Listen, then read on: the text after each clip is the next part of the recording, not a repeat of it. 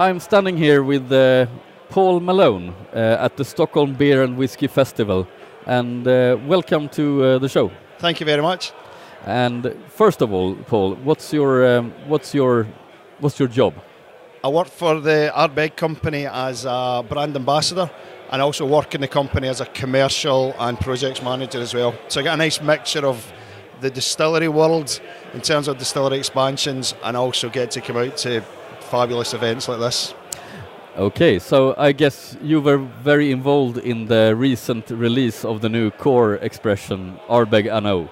Indeed we were, yes. We were involved at both ends in terms of the creation of the liquids, but there was actually quite a lot of work to be done in terms of changing the distillery layout for our new gathering room, which basically involves a 30,000 litre vat or cask to be introduced to the distillery to allow the Anno casks to be married together before bottling. I know we have tried it before, and we are very happy with this new addition to the core range. The first new addition in 10 years. Indeed, yeah. Yeah, so we're very proud of it. We're very happy. We were a bit scared, to be honest, because some of the non-age statement that have been released from Ardbeg in the past has been not up to our standard, but this one is a great choice. Great choice. Well, I think everything. It's all in the taste of the beholder. You know, it's all individual taste. It is, and the one thing we do with Ardbeg, it's important that no matter what we release, it meets our criteria and meets the standards we put out.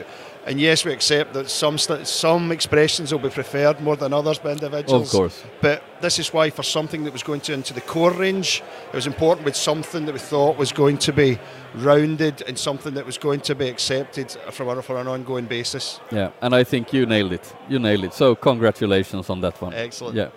But we're not here actually to talk about the Anno. We are here at Stockholm Beer and Whiskey Festival, and we just had a tasting, actually a secret tasting to be honest, because we are not allowed to show this until the 16th of October. Absolutely right. And that's because what we are holding here in our glasses, it's the Ardbeg 20-something, the legendary, mysterious Ardbeg 20-something. What is it? What is this Ardbeg 20-something? So what we have here is some fabulous Ardbeg 23-year-olds. And this is really the next step after the Ardbeg 21. So last year we released the Ardbeg 21, yes, I remember, which was aged exclusively in bourbon casks. Here we've got a 23-year-old whisky that's been aged in both bourbon casks and all are also sherry casks. So whisky in this expression has been aged for 23 years in sherry casks and bourbon casks. So it gives a very different character for what you would expect from an Ardbeg. Yeah, could you say that this is kind of a 23-year-old Ugedal? That's kind of the very simple way of putting it. Yeah. You know, if you look at it simply, then the 21 was an aged 10-year-old, and the 23 is an aged Ugedal.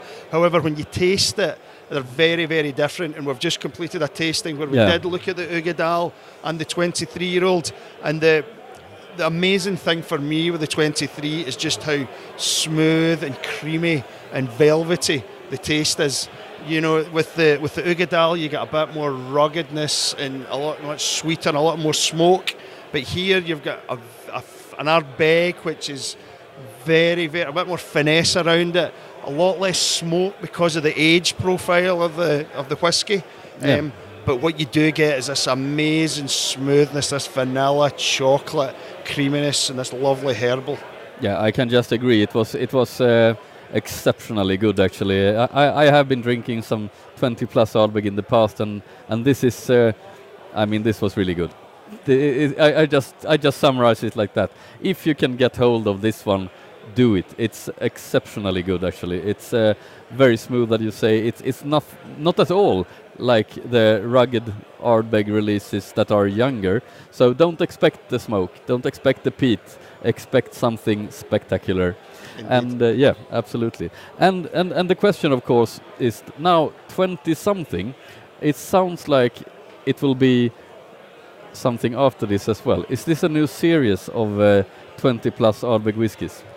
I mean, as everything with Ardbeg, we've just released it, so we want to enjoy what we've released just now. Yeah. So As always, when we come to Sweden, everyone wants to know what the next thing is. But Yes, I think for of us, course. we want to enjoy what we've just done.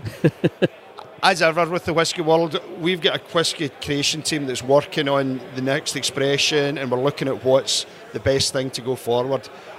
With them, at the moment, they'll be looking at the right taste profiles, the right age profiles for the next release.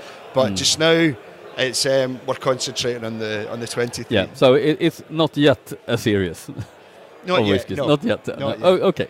Well, That's 2 fair is a enough. series, so it depends how you... Yeah, sure. But the last one, was it also named the 20-something? No, you're right. No, this is the first one, right? So we're just guessing here. We're in the dark still, but we have a good company of this excellent whiskey, actually, this excellent dram. So Excellent. I propose a toast in this excellent Ardbeg, 23 years old. Excellent. Slanche. Slanjava. Cheers.